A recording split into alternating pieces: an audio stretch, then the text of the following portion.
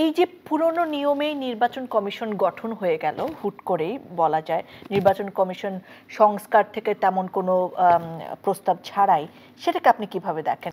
আমি মনে করি যারা সিলেক্ট হয়েছেন এবার তাদের সামনে খুব বড় পলিটিক্যাল চ্যালেঞ্জ কিন্তু নেই। আমি অন্য কথা জানি but none of us will go and contest election.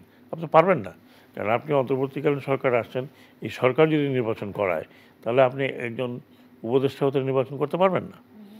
তো করতে হলে আপনাকে ডিজাইন করতে হবে, এটা পলিটিক্যাল পার্টি যেতে হবে, অত ইন্ডিপেন্ডেন্ট হতে হবে।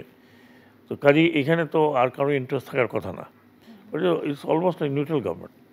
এখানে তো কোনো পলিটিক্যাল রিপ্রেজেন্টেশন নেই। তো দেয়ারফর আগামী নির্বাচন কেন ভালো হবে না, নির্বাচন কমিশন কেন ইন্ডিপেন্ডেন্টলি করতে পারবে না?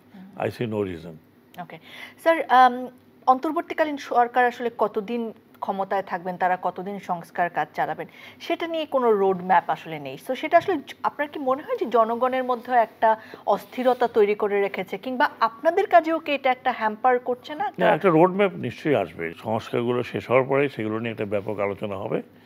আলোচনা সংস্কারগুলো গৃহীত হওয়ার পরে একটা রোড ম্যাপ হবে। আপনার 15 বছরের গার্বেজকে 4 মাসে ক্লিন করতে হলে ইউনিট আলাউদ্দিনের চেরাগ। RICL TMX, যুগের পর যুগ স্থাপনা থাকে মজবুত। VRM প্রযুক্তির RICL TMX রড। তাছাড়া আমি তো দেখছি না। যেমন ধরেন আমার এখন বেসিক প্রবলেম হচ্ছে যে গার্মেন্ট ইন্ডাস্ট্রি। এই গার্মেন্ট ইন্ডাস্ট্রিকে এখন ওপেনলি আমাদের পার্শ্ববর্তী দেশ এখান থেকে নিয়ে যাওয়ার চেষ্টা করছে।